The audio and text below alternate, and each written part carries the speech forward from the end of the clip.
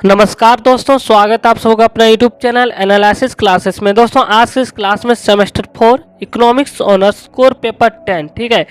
Core paper 10 में आप लोग को पढ़ना economic development and policy in India. तो उसी का एक इंपॉर्टेंट क्वेश्चन आंसर करवाने वाले जो आपके एग्जाम के विषय वेरी मोस्ट इंपॉर्टेंट प्रश्न है। चाहे आप बिना भावी यूनिवर्सिटी से हो या SKMU या कोल्हान यूनिवर्सिटी, सभी के लिए इम्पॉर्टेंट है। तो चलिए बिल्कुल सरल शब्दों में समझने का प्रयास करते हैं जिससे आप आसानी से एग्जाम में लिख सकते हैं। तो आप लोगों का जो प्रश्न है, पूंजी निर्माण से आप क्या समझते हैं, ठीक है। यह अल्पकालीन देशों में कम क्यों है, पूंजी निर्माण की दर को किस प्रकार बढ़ाया जा सकता है। तो चलिए समझते हैं। हमने इससे से रिलेटेड 3-4 वीडियो अपलोड कर चुके हैं। अगर आप नहीं देखे तो डिस्क्रिप्शन बॉक्स के नीचे लिंक दिया, आप वहां से भी देख सकते हैं, जिनमें से हम लोग लगभग 3-4 प्रश्न का क्वेश्चन आंसर कर चुके हैं। जिनमें से आर्थिक समृद्धि आर्थिक विकास में अंतर, दूसरा ये पढ़ें कि जनसंख्या वृद्धि आर्थिक विकास में बाधक कैसे, तीसरा पढ़ें कि गरीबी के क्या कारण है और इसका पूरा एक्सप्लेन किया। और क्वेश्चन नंबर 4 में हम लोग पढ़ चुके हैं बेरोजगारी से रिलेटेड प्रश्न, जो आपके एग्जाम के विषय 4 इंपॉर्टेंट प्रश्न। और अगला प्रश्न क्वेश्चन नंबर समझिए 5 है आप लोग का, जिनमें पूंजी निर्माण से आप क्या समझते हैं या अल्पकालीन देशों में कम क्यों है, पूंजी निर्माण की दर को किस प्रकार बढ़ाया जा सकता है। तो चलिए इसको भी समझ लेते हैं। तो पूंजी निर्माण, ठीक है। तो आने की कैपिटल फॉर्मेशन की परिभाषा, आने की पूंजी निर्माण की परिभाषा संकुचित तथा व्यापक दो दृष्टिकोण से दी जाती है। संकुचित अर्थ में पूंजी निर्माण से आशय क्या है कि पूंजीपति द्वारा वस्तुओं को निर्माण से यानी कि वस्तुओं जो होता है निर्माण से लगाया जाता है। दूसरे शब्दों में पूंजी निर्माण का अर्थ क्या है कि कोई समाज अपने समस्त जो उत्पादन को अपने वर्तमान उपयोग की आवश्यकताओं की पूर्ति में नहीं लगाता, बल्कि इसका कुछ भाग क्या होता है पूंजीगत वस्तुओं, जैसे हो गया कच्चा सामग्री, हो गया मशीनें के निर्माण में लगाया जाता है ताकि इससे भविष्य में धनोत्पाद किया जा सके। तो बहुत से इकोनॉमिक्स ने अपने अपने ढंग से परिभाषित किया है, जिनमें से प्रोफेसर रिचर्ड टी गिल के अनुसार तो इसका कहना है कि पूंजी संचय, ठीक है, किसी निश्चित समय में मशीनें, औजार एवं भवन आदि की मात्रा में वृद्धि करने की एक प्रक्रिया है। एक कहना था प्रोफेसर रिचर्ड टी गिल के अनुसार, ठीक है। अगला है पूंजी निर्माण की प्रक्रिया का सार इस बात में है कि समाज द्वारा वर्तमान में उपलब्ध साधनों के एक भाग का प्रयोग पूंजीगत वस्तुओं के स्टॉक में वृद्धि कर सके। इस प्रकार संकुचित अर्थ में पूंजी निर्माण का अर्थ देश में उत्पादन वस्तुओं की मात्रा में वृद्धि है।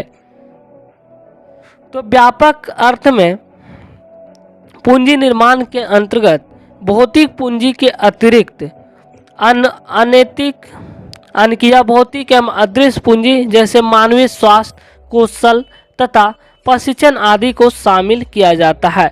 तो इसी प्रकार प्रोफेसर नरकस का मत है कि शिक्षा जो है, शिक्षा, सार्वजनिक स्वास्थ्य, प्रशिक्षण, कौशल निर्माण आदि पर व्यय यानी कि खर्च, एक्सपेंडिचर एवं विनियोग की जाने वाली प्रत्येक राशि पूंजी निर्माण में सम्मिलित की जानी चाहिए। ये माना था प्रोफेसर नरकस का मत था। तो इस प्रकार स्पष्ट है कि संकुचित अर्थ में भौतिक पूंजीगत वस्तुओं में वृद्धि, व्यापक अर्थ में भौतिक पूंजी एवं मानवीय पूंजी में वृद्धि को पूंजी निर्माण कहा जाता है। तो सामान्य जीवन में पूंजी निर्माण का संकुचित अर्थ में ही प्रयोग किया जाता है। तो अल्प विकसित देशों के आर्थिक पिछड़ेपन का प्रमुख कारण पूंजी और पूंजी निर्माण की दर नीची होने के कई कारण हैं जो निम्न है। तो चलिए अब यहाँ से हम सेकंड क्वेश्चन जो उसी में है कि अल्प विकसित देशों में पूंजी निर्माण में कम क्यों है, यानी कि इसके पिछड़ेपन का क्या कारण। तो चलिए पॉइंट वाइज पॉइंट को समझते हैं। पहला क्या है कि आय वितरण की असमानता पहला प्रमुख कारण है। तो आइए इसको एक्सप्लेन करते हैं। तो पूंजी निर्माण की धीमी दर का मुख्य कारण क्या है कि इन देशों में आय की असमानताएं का अर्थ नहीं है कि बचतें अधिक होती है। वास्तव में बचत का आय स्तूप के शिखर में 3% या 5% लोगों द्वारा दी जाती है। साथ ही इन बचतों का उपयोग अनुत्पाद कार्यों जैसे हो गया स्वर्ण, आभूषण, शान शौकत आदि में अधिक किया जाता है। दूसरा प्रमुख कारण कि आर्थिक तकनीकी में पिछड़ेपन, ठीक है। आर्थिक पिछड़ेपन के रूप में निम्न उत्पादन साधन आज भी कृषि क्षेत्रों में, ग्रामीण क्षेत्रों में पुराने औजारों का प्रयोग किया जाता है। तो तकनीकी का भी पिछड़ेपन का भी एक मुख्य कारण है पूंजी निर्माण।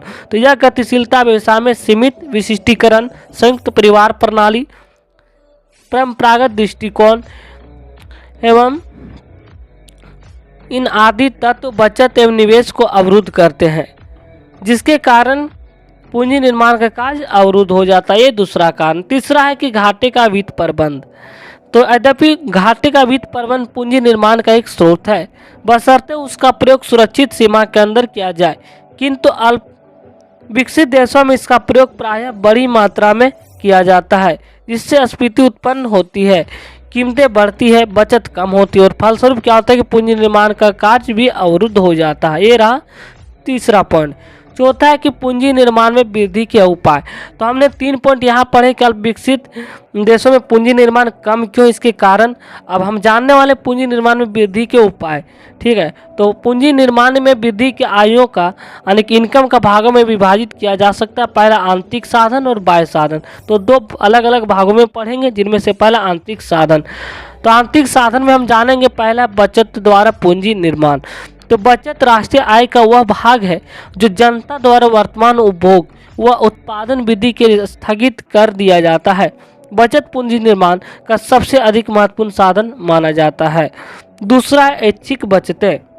तो पूंजी निर्माण के लिए आवश्यक है कि ऐच्छिक बचतों में अधिक से अधिक वृद्धि की जाए। ठीक है, परंतु बचत को ऐच्छिक रूप से गतिशील करने के लिए देश में पर्याप्त मात्रा में वित्त संसाधनों जैसे बचत बैंक, बीमा कंपनियां, सहकारी समितियां और डाक इत्यादि का होना स्वाभाविक है।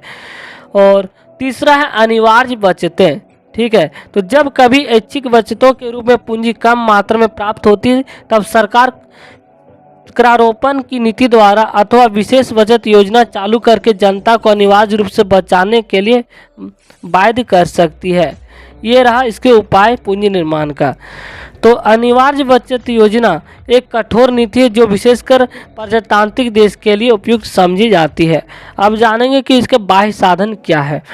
तो बाह्य साधन में पूंजी निर्माण के लिए बाह्य साधनों का प्रयोग तब तक किया जाना चाहिए जबकि आंतरिक साधन पर्याप्त मात्रा में उपलब्ध न हो। तो अल्प विकसित देशों में चूंकि आंतरिक साधनों का प्रायः जो होता है अभाव होता है, इसलिए आज के युग में इन देशों के लिए बाह्य साधनों का अपना एक विशेष महत्व है। तो बाह्य साधनों में प्रत्यक्ष पूंजी विनियोग, विदेशी सहायता व अनुदान तथा विदेशी ऋण प्रभुत्व है। तो पिछड़े देशों में विदेशी प्रत्यक्ष व्यापारिक विनियोग, घरेलू उत्पादन को प्रोत्साहन, तो इस प्रकार आर्थिक विकास को गति प्रदान करने और कार्य जैसे कुशल संगठन हो गया, विधियों के विकास का प्रभार की दृष्टि से अत्यंत उपयोगी समझे जाते हैं। तो अल्प विकसित देश प्रायः विकसित देशों से ऋण प्राप्त करके देश के आर्थिक विकास के लिए लाभ को पूरा करने का प्रयत्न करते हैं। तो इस प्रकार यह काफ़ी कारगर एवं लोकप्रिय स्रोत है। तो इस प्रकार आप लोग अपने एग्जाम पेपर में लिख सकते हैं। बिल्कुल सरल शब्द है में प्रयोग किया गया है। तो थैंक यू गाइस। अगर आप हमारे चैनल पर नए तो चैनल को सब्सक्राइब कर सकते हैं ताकि आपको आने वाले वीडियो को नोटिफिकेशन समय पर मिल सके। थैंक यू, धन्यवाद।